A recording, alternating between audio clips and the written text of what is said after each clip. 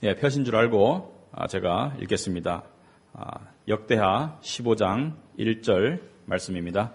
하나님의 영이 오뎃의 아들 아사랴에게 임하심에 그가 나가서 아사를 맞아 이르되 아사와 및 유다와 베냐민의 무리들아 내 말을 들으라. 너희가 여호와와 함께하면 여호와께서 너희와 함께 하실지라. 너희가 만일 그를 찾으면 그가 너희와 만나게 되시려니와 너희가 만일 그를 버리면 그도 너희를 버리시리라. 다 같이 기도하겠습니다. 하나님 아버지, 하나님의 백성들이 오늘 이 자리에 모여서 살아계신 하나님을 예배하고 또 살아계신 하나님의 말씀을 듣고 또 하나님과 교제하며 또 영적인 만남을 나누기를 원합니다. 아버지, 우리의 예배가 형식적인 것이 아니라 우리의 예배가 그냥 일요일날 드려지는 예배가 아니라 우리의 예배 가운데 새로움이 있게 하시고 또 우리의 마음에 찔림과 또 확신이 있게 하셔서 우리의 영이 고침받고 또 나음을 입을 수 있도록 주여 도와주시옵소서. 특별히 말씀의 능력을 믿습니다. 말씀의 검을 통해서 우리의 생각들을 우리의 마음속 깊은 곳에 하나님께서 주시고자 하시는 메시지를 주시기를 간절히 소망합니다. 예수님 이름으로 기도하옵나이다. 아멘. 우리 교회에서는 저 개인적으로나 어떤 설교 시간에 사회적인 이슈나 어떤 교회적인 문제에 대해서 이렇게 공개적으로 우리가 이야기를 별로 하지는 않습니다. 그런데 제가 최근에 생각을 해보니까 그런 부분에 대해서 우리가 조금 한번 짚고 넘어가야 될 부분이 있지 않나라는 생각이 좀 듭니다. 여러분들이 매스컴을 통해서나 또 이야기를 통해서 아시겠지만 최근에 한 몇 년 사이에 우리 교회 내에서는 크고 작은 좀 불미스러운 일들이 계속해서 일어나고 있습니다.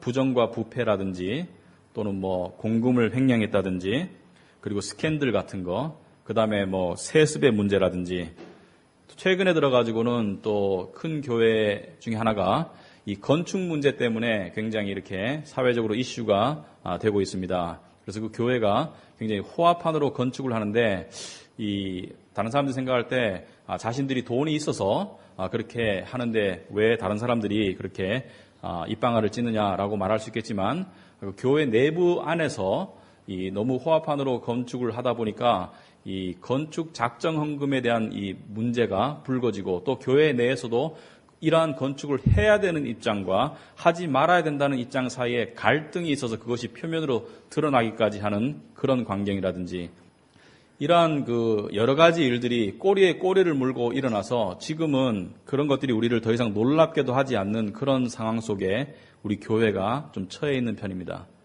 근데 제가 오늘 왜 이런 말씀을 왜 드리냐면 우리가 이런 문제를 너무 이렇게 무시하거나 등한시할 수 없는 시대 속에서 우리 크리스찬들이 어떻게 이것을 생각하고 또 반응해야 될 것인가 우리 한 번쯤 생각해 봐야 된다고 생각합니다. 우리가 이것을 어떻게 생각하고 또 이런 이슈들에 대해서 어떻게 반응하고 고민해야 될 것인가, 그리고 이러한 현 시대의 여러 가지 이슈들, 특별히 교회 내의 문제들에 대해서 우리가 어떤 자세를 가져야 되는 것인가. 그래서 오늘부터 3주 동안 우리가 아사 왕의 개혁이라는 말씀을 가지고 우리가 말씀을 한번 나눠보고자 합니다. 자, 첫째, 우리가 이런 문제들에 대해서 분명한 것은 우리가 손가락질하거나 우리가 정죄할 수는 없다라는 말씀을 드립니다. 예수님께서 요한복음 8장에 보면 이 간음하다가 바리새인과 서기관들에게 현장에서 잡힌 이 여인을 끌고 와서 이 바리새인과 서기관들이 예수님에게 말하기를 이 여인이 간음하다가 잡혔으니 모세 율법에 의하면 돌로 쳐 죽여야 되지 않겠습니까? 라고 예수를 시험합니다. 그럴 때 예수님께서 뭐라고 말씀하셨나요? 가만히 계시다가 너희 중에 죄가 없는 자가 먼저 돌을 들어서 이 여인을 치거라. 너희 중에 죄가 없는 자가 먼저 돌을 들어서 이 여인을 치거라라고 하니까 아무도 들었던 돌을 가지고 던지지 못하고 땅바닥에 내려놓고 다 돌아가는 모습을 볼 수 있습니다. 우리도 죄 없는 자가 아닙니다. 그러므로 우리도 남을 정죄하거나 돌로 칠 수 있는 입장은 아닙니다. 하지만 그렇다고 동조하거나 방관할 문제도 아닙니다. 이것은 분명히 문제가 되는 문제입니다. 분명히 하나님께 영광이 되거나 교회의 덕을 세우는 데는 방해가 되는 문제들이기 때문에 우리가 심각하게 바라보아야 하는 문제이고, 또 더 넓게 보면 우리 한국 교회의 문제이고, 또 나도 자유로울 수 없는 문제입니다. 우리가 이런 일들이 터져 나올 때마다 나오는 소리가 있습니다. 자정과 개혁이 이루어져야 된다. 교회의 자정과 개혁이 이루어져야 된다. 근데 자정이라는 것은 예를 들어서 이 물이 웅덩이가 있는데 이 웅덩이에 더러운 물이 들어왔을 때 자정한다는 것은 새물이 들어와서 이 더러운 물을 희석시키거나 몰아내는 것을 자정이라고 말하는데, 많은 분들이 우리하기를 우리 한국 교회는 자정 능력을, 스스로의 자정 능력을 상실한 지가 좀 됐다라고 이야기합니다. 왜냐하면 나아지기는커녕 더 안 좋은 쪽으로 계속 갈 뿐만이 아니라 그 더 안 좋은 상황이 오히려 당연스럽게까지 여겨지는 그러한 상황에 왔기 때문에 우리 교회가 자정 능력을 상실한 것이 오래되지 않았느냐. 또 이와 더불어 개혁이라는 단어가 많이 등장합니다. 개혁이라는 단어를 여러분이 부흥이나 개혁이 되어야 된다는 말을 들은 것을 한 10년 이상쯤 됐다고 생각합니다. 예를 들어서 중세에 종교개혁이 있듯이 우리 한국교회도 개혁이 일어나야 된다. 그런데 개혁이라는 것은 올바른 길로 돌아가야 된다는 뜻인데, 이 개혁이라고 우리가 말할 때 개혁이 과연 무슨 뜻인지, 무엇을 어떻게 개혁하자고 말하는 것인지에 대해서 우리가 제대로 알고 개혁을 이야기하고 있는지 우리가 한번 생각해 볼 문제라고 생각합니다. 이 개혁이라는 문제를 살펴보기 전에 우리 한국 교회의 역사에 있어서 굉장히 아마 가장 획기적인 사건이라고 생각되는 것을 우리가 한번 살펴볼 필요가 있습니다. 왜냐하면 현재의 상황은 역사적인 과거와 무관하지 않기 때문에 우리가 한 번쯤은 생각을 해봐야 된다. 우리 한국 기독교에서 가장 기억에 남는 획기적인 사건은 아마도 1907년에 지금부터 100여 년 전에 있었던 평양 대부흥이라는 평양에서 있었던 영적인 대각성을 아마도 제일 큰 사건으로 꼽지 않나라고 생각합니다.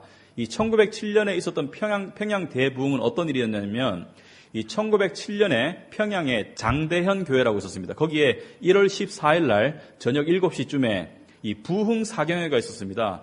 오른쪽 말로 말하면 부흥회 겸 이 교회 지도자들 겸 평신도들이 함께 모여서 그 당시 외국인 선교사도 모였고 한국인 교회 지도자들도 모였고 교인들도 모여서 이 부흥회를 하는데, 거기에 그 교회 장로 중에 한 분이었던 길선주 장로님이라는 분이 나와서 공개적으로 자기의 죄를 고백을 합니다. 그 사람이 이 고백했던 죄는, 이 사람의 친구가 있었는데 친구가 이 죽을 병에 걸려서 죽음을 앞두고 이 길선주 장로에게 부탁하기를, 내 아내가, 내 처자가 세상 물정을 잘 모르니 내가 죽거든 재물을 잘 정리해서 그렇게 가업이 이어지도록 해다오라고 부탁했는데, 이 길선주 장로가 그렇게 하겠다고 약속하고 난 다음에 그 가업을 정리하는 과정에서 일부를 자기가 착복을 했었습니다. 그 죄를 공개적으로 고백함과 동시에 하나님께 회개가 터져나왔고, 이 사람의 이 진심 어린 성령에 의한 회개가 도화선이 되어서 새벽 2시까지 수많은 사람들이 줄을 서서 기다리면서 회개를 하는데, 그 중에는 이런 회개들도 있었습니다. 선교사님의 일을 돌봐주던 어떤 한국 사람이 선교사님에게 교회를 짓는데 선교 헌금으로 $500를 받았는데 실제로 교회를 짓는 데는 $80밖에 들질 않았습니다. 그래서 $420를 자기가 착복을 했었는데 그 $420를 자기 전 재산을 팔아서 그것을 갚았습니다.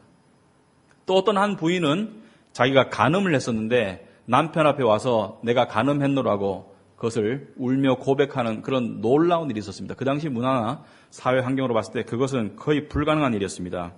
그래서 이 장대현 교회에서 1월 14일 날 있었던 이 회개와 영적인 각성과 하나님 앞에 이 진실되게 무릎 꿇는 모습이 계속 번져나가서 평양에서만 약 6개월 안에 3만 명이 회심하고 돌아오는 참 굉장히 놀라운 그런 부흥이 있었고, 그리고 이것이 평양뿐만이 아니라 서울과 전국 나라를 다 거쳐서 이 부흥의 불길을 수년 동안 가져와서 나중에 전라도 지역이나 심지어 경상도 지역까지 다 번지게 된 것이 한국교회에서 말하는 평양 대부흥이라고 합니다. 여러분들이 좀 더 자세히 알고 싶으면 책을 사보셔도 됩니다. 그런데 이 평양대부흥이 그 당시에 얼마나 대단했냐면 우리 내부적으로뿐만이 아니라 이 선교사님들이 오셔서 우리 평양대부흥을 목격한 선교사님들 중에 그 당시에 선교사님들 중에 상당수가 중국과 한국을 오가면서 선교를 했었습니다. 그런데 중국에 가서 중국인들에게 이 평양대부흥의 실상을 이야기해 주니까 중국의 크리스찬들이 감동받고 많은 사람들이 눈물을 흘렸고 그리고 우리도 이것을 달라고 하나님께 기도하겠다고 결심했습니다. 그래서 매일매일 기도하는 기도 모임이 중국에도 시작이 되었습니다. 그만큼 이 평양대부흥의 파급력이나 그 효과가 그 영향력이 엄청났다는 것을 우리의 역사를 통해서 알 수 있습니다.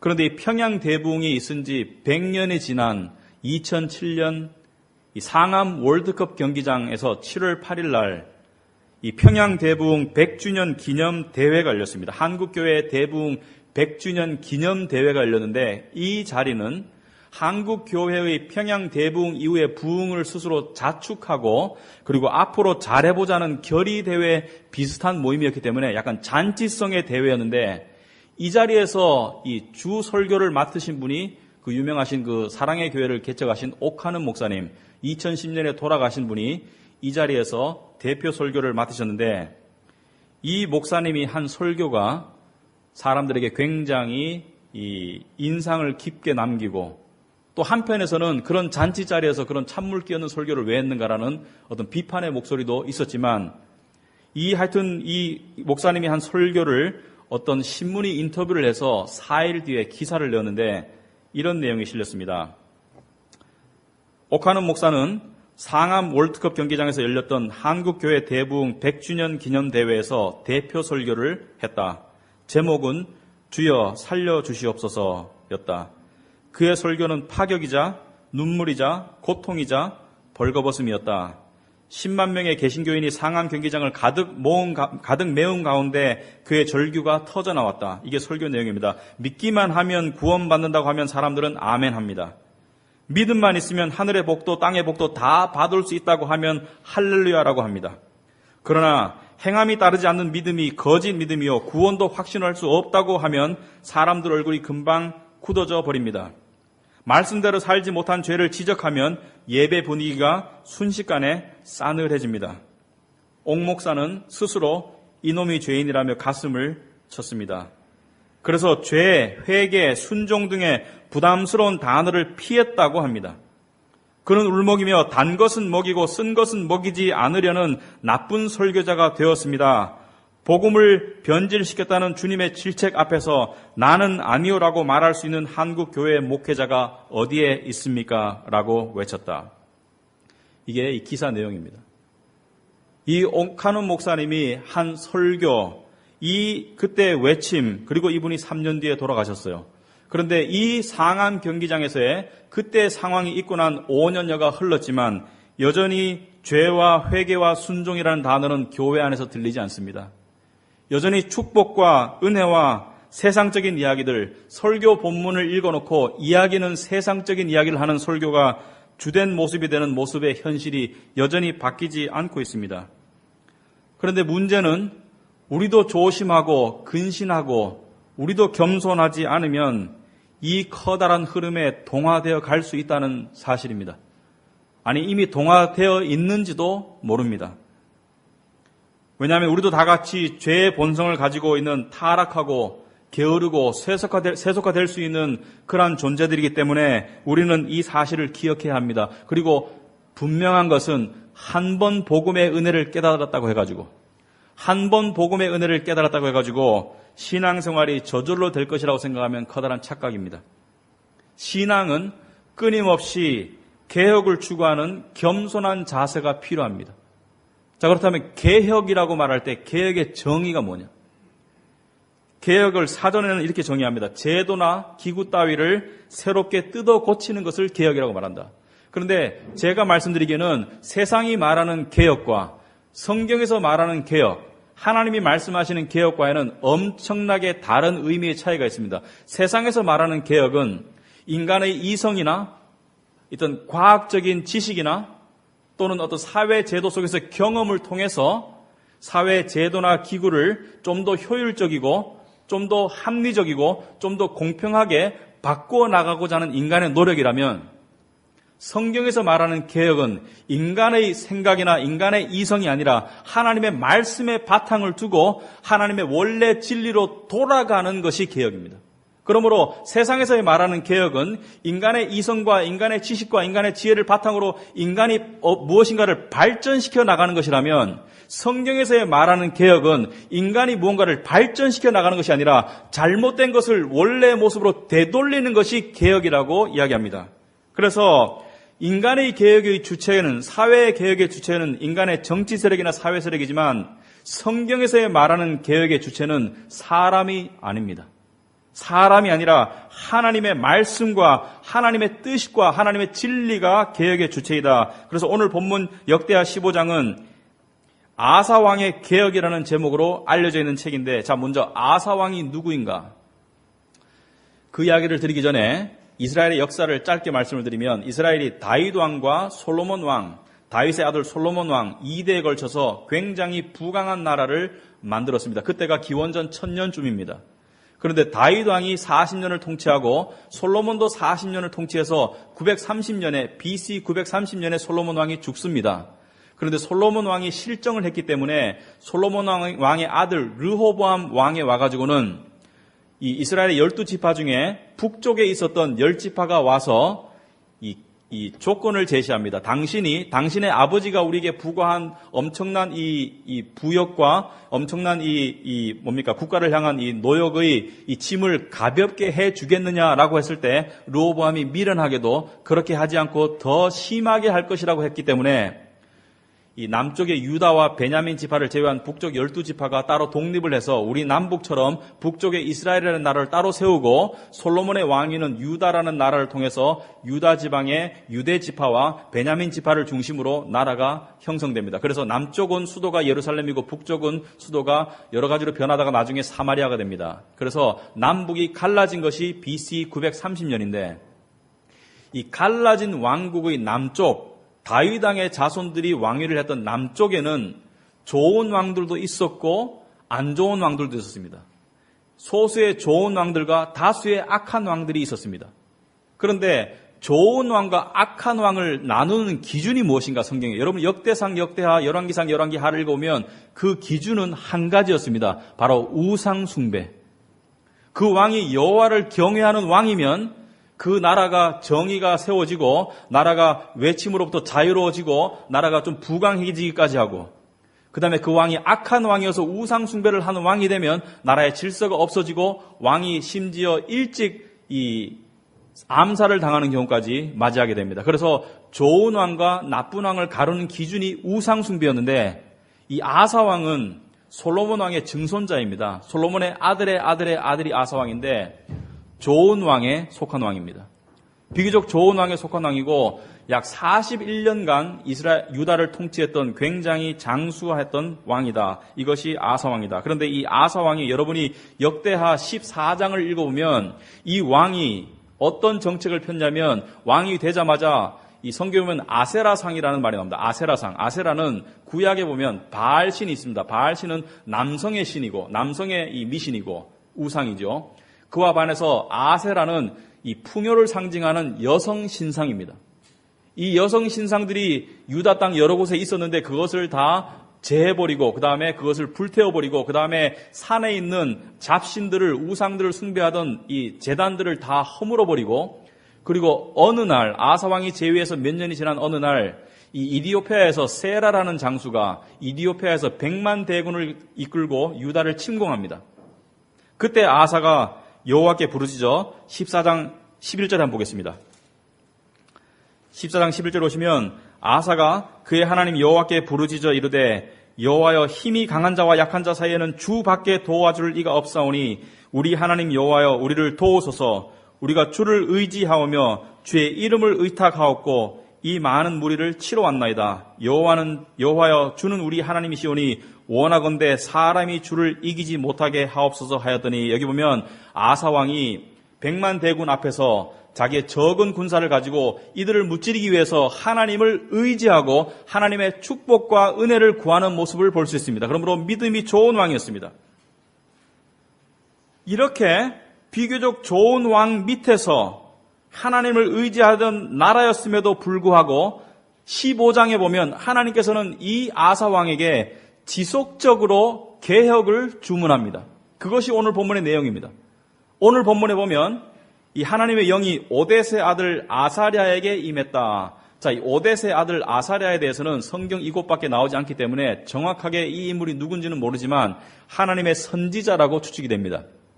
하나님께서 오뎃의 아들 아사랴에게 임하셔서 성령이 임하셔서 그에게 명령하기를 아사 왕이 가서 이렇게 말하라고 합니다. 그래서 2절에 보니까 그가 나가서 아사를 맞아 이르되 아사 왕에게 이르되 아사와 및 유다와 베냐민의 무리들아 내 말을 들으라. 유다와 베냐민 지파는 남쪽 유다에 있던 지파를 말하죠. 내 말을 들으라. 무슨 말을 들으라는 것입니까? 너희가 여호와와 함께하면 여호와께서 너희와 함께 하실지라. 너희가 만일 그를 찾으면 그가 너희와 만나게 되시려니와 너희가 만일 그를 버리면 그도 너희를 버리시리라. 여기 보면 너희가 만일 그를 찾으면이라고 했습니다. 이것이 제가 말씀드릴 개혁의 핵심이다. 우리 기독교인이 말하는 개혁의 핵심은 하나님 여호와를 찾는 것이 개혁입니다.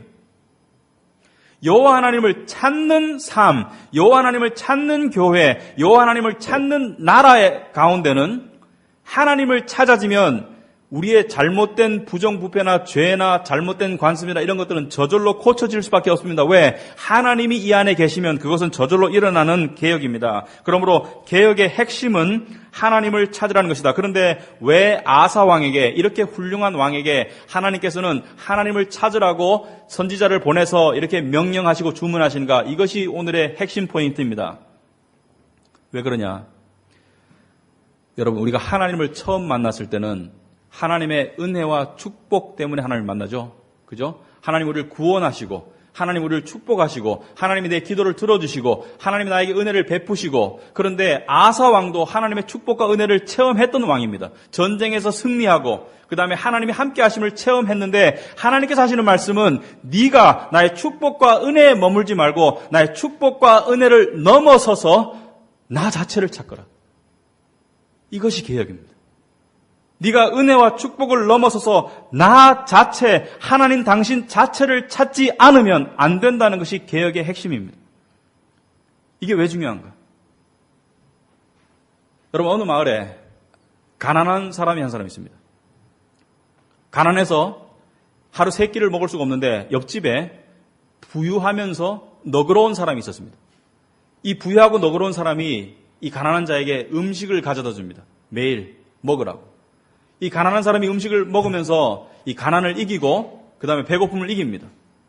그런데 이 가난한 사람이 이 부유한 사람이 가져다 주는 음식을 매일 먹다 보니까 좀 지나 보니까 우리 집에 화장실도 고장났는데 화장실도 좀 고쳐주면 좋겠다. 우리 집에 이 땔감이 별로 없는데 땔감도 좀 나눠줬으면 좋겠다. 라고 해서 계속적인 도움을 받는데 이상하게도 이 가난한 사람은, 여러분이 만약에 가난한 사람이라면 이 부유하고 관대하고 너그러운 사람에 대해서 관심을 가지지 않겠습니까? 저 사람이 왜 이렇게 너그러운지, 저 사람이 나에게 왜 이렇게 잘해주는지, 저 사람은 어떤 사람인지.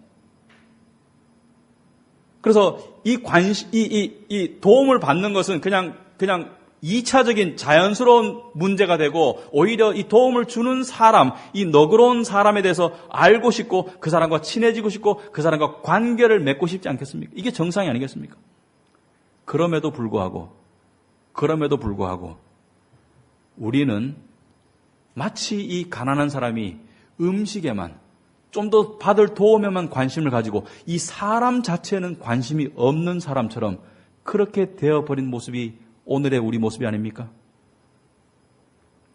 이것이 아사 왕에게 주문하신 하나님의 개혁입니다. 하나님의 축복과 은혜 뒤에 있는 하나님을 찾고 만나려는 끊임없는 노력이 바로 개혁이라는 것입니다.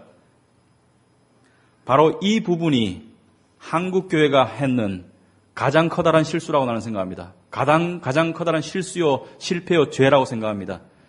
여러분, 우리 한국교회가 하나님을 처음 만났을 때 무엇을 기도했나요? 여러분의 조상들이 무엇을 기도했나요? 우리의 선조들이 무엇을 기도했겠나요? 여러분이 일제 식민지 사회에서 믿음을 가진 사람이라면 무엇을 기도했겠나요? 저 같으면 2가지를 기도했을 거라고 생각합니다. 첫째, 교회를 세워주시옵소서. 교회를 세워서 영혼을 구원하여 주시옵소서. 둘째, 가난을 이길 수 있도록 해주시옵소서. 이 먹고 살 수 있도록 도와주시옵소서라고 기도했겠죠. 우리 조상들이 그것을 열심히 했고 아주 잘했습니다. 그리고 당연히 그렇게 했어야 했습니다. 그래서 하나님께서 우리에게 응답 안 하신 것이 있나요? 여러분 우리 주위를 둘러보세요. 우리나라의 교회가 지금 몇 개냐면 7만 개인가 8만 개의 교회가 있습니다. 그리고 우리가 세계에서 선교사를 두 번째로 많이 파송하는 나라라서 세계적으로 한국인 선교사가 16,000여 명이 200여 개의 나라에 지금 지구 곳곳에 안 간 것이 없습니다. 우리 경제가 발전해가지고 지금 세계 10대 무역국가가 되었습니다.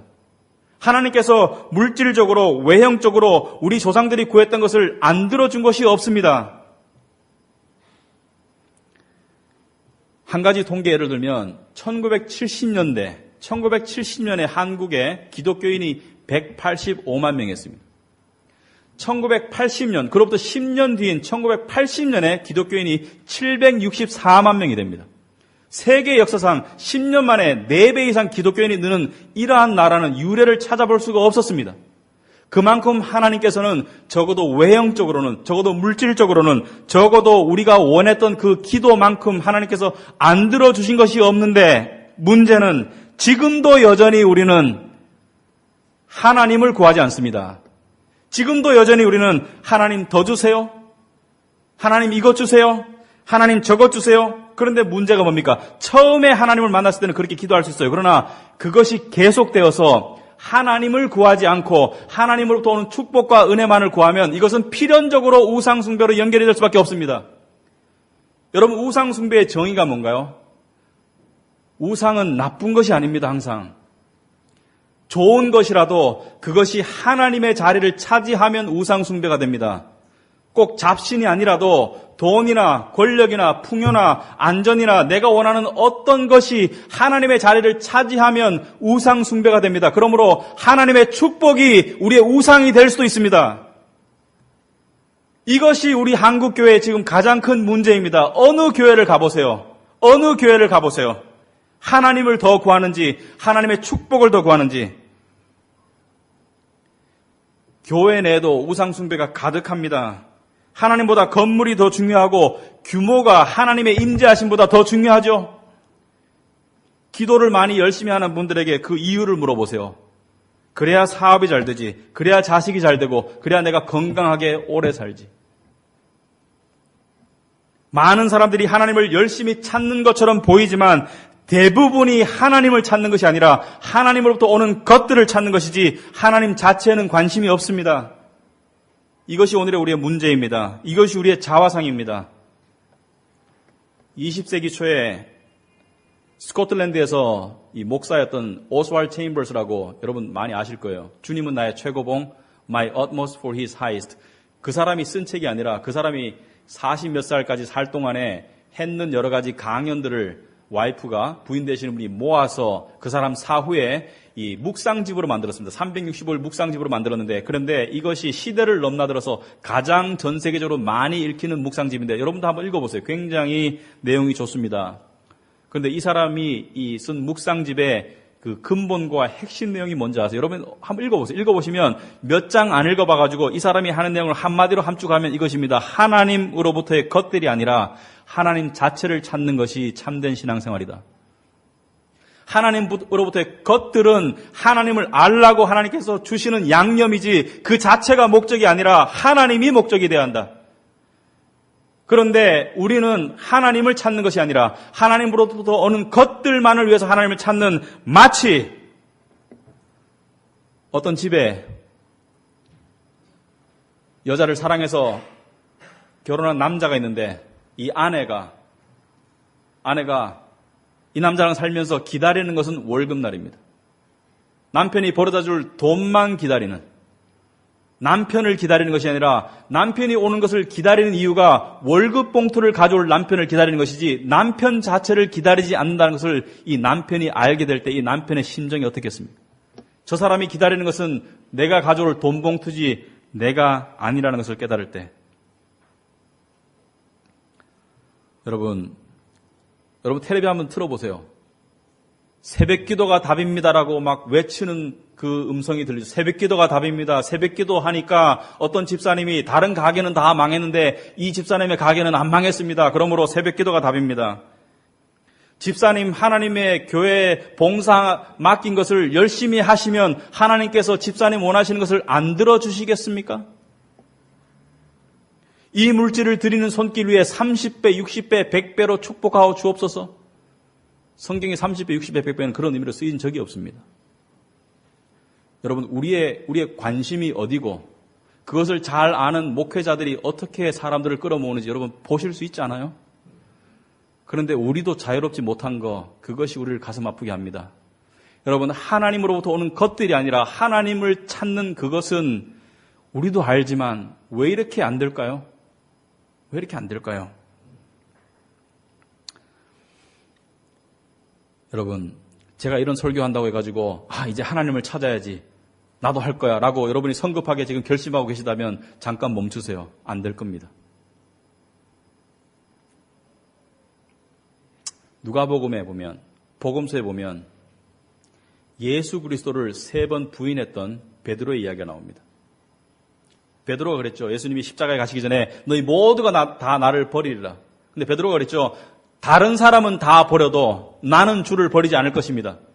다른 사람은 다 버려도 내가 죽을지언정 내가 주를 버리지 않겠습니다라고 했습니다. 그럴 때 예수님께서 뭐라 말했습니까? 닭이 세 번 울기 전에 네가 나를 3번 부인하리라. 여러분, 베드로와 예수님 사이의 대화의 핵심이 무엇인 줄 아세요? 베드로가 하는 말은 이것입니다. 나는 주님만 보고 따라왔습니다. 주님이 하신 말씀은 너는 나를 보고 온 것이 아니라 나로부터 올 축복을 보고 바라봤기 때문에 나로부터 올 축복이 끊어지고 그것이 위협으로 변할 때 너는 나를 버릴 것이라고 이야기하는 것입니다. 근데 베드로는 그것을 몰랐어요. 자신이 그런 존재인 줄 몰랐어요.